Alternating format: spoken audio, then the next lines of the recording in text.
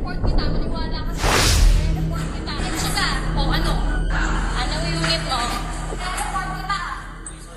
I-report kita, maniwala ka sa akin. I-report kita. Nakakakilabot ito, grabe. Kaya trigger warning. Ito yung aktual na pangyayari matapos na iharas ng lalaking ito ang isa sa mga host ng It's Showtime. Kahit na nakakatroma, kung mapapansin nyo sa video na ito na hinahabol ng biktima, yun yung host ng It's Showtime, yung lalaking yan, at sinabihan niyang ire-report talaga siya. Kasi nga, muntika na siyang pasukin ng lalaking ito sa loob ng kanyang kondo. Kaya mag-ingat-ingat kayo at huwag kung sinong-sinong lalaki ang ini-entertain nyo, lalo na kapag hindi nyo kakilala. So, ito nga pala yung summary. So, ito na yung post ng kanyang, I believe, father or parent. Tonight, my family were bothered to what happened to my daughter, Sian Dominguez. She was attemptedly, assaulted by this guy named Shervy Estorno, a gay bar dancer and performer. Short story is, the suspect followed my daughter to her condo, forcibly preventing the door to be closed and healed her waist, forcing to kiss her. Good thing that my daughter is strong enough to resist and the suspect ran. So my daughter took a video footage of him as he was escaping. Ayan, so Shervy aka Ronnie Gray along EDSA trying to escape but was captured by the OIC of the condominium. Shervy is now under the custody of QC Police District 10 and facing serious charges. So please pray with us for my daughter as she is under trauma of the said incident. Ito na yung buong sequence ng story as narrated by the sibling or yung kapatid ni Sian. So correct mo na lang sa pronunciation ko ha. Kumuha ng laundry si Sian sa baba ng kondo. Pagpasok sa lobby, may sumunod sa kanya sa elevator at pinindot ang 11th floor. Sian's unit is on a different floor lower than the button he pressed doon sa loob ng elevator. So baka nasa 8, 9, 10th floor yung kanyang unit. And then bumaba si Sian sa floor niya and sumunod si Shervy. Shervy ang pangalan ng lalaki. Nagtataka si Sian why pero she doesn't want to assume anything kaya hinayaan na lang niya na mukhang sabay silang lumabas sa elevator. And then pagpasok niya sa unit niya, may kumatok. Sinilip niya. Nakita niya itong lalaki at tinanong ang name niya. As a noontime show artist, she just told her name dahil marami naman nang gumagawa nito.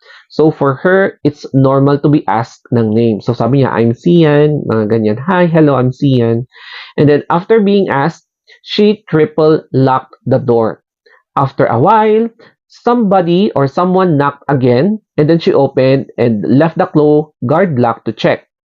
Then she saw this same guy again.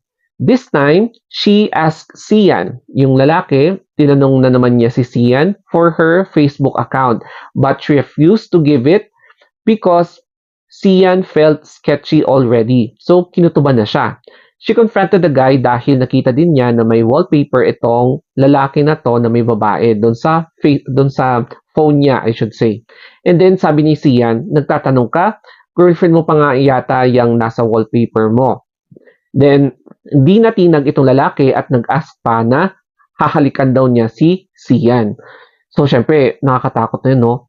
As the door is secured by the claw guard lock, it can't be easily forced na ma-open.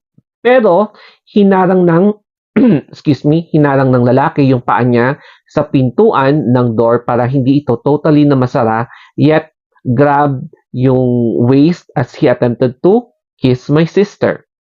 And then, that's when the chasing started and nahuli siya.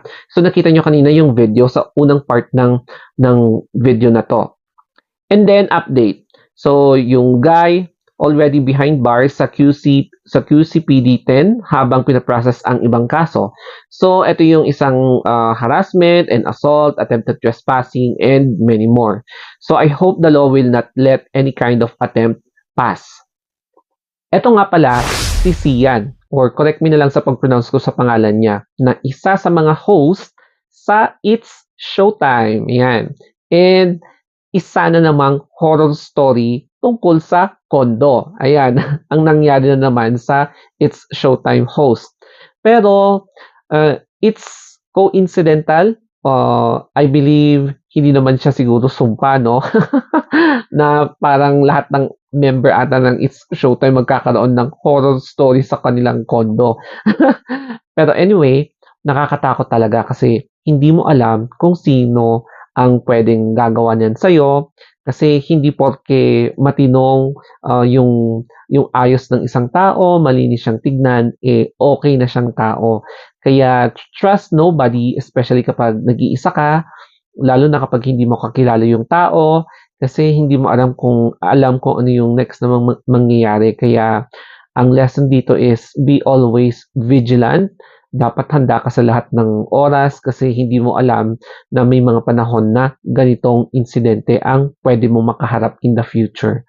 So, minsan lang tayo mabuhay kaya wag nating sayangin.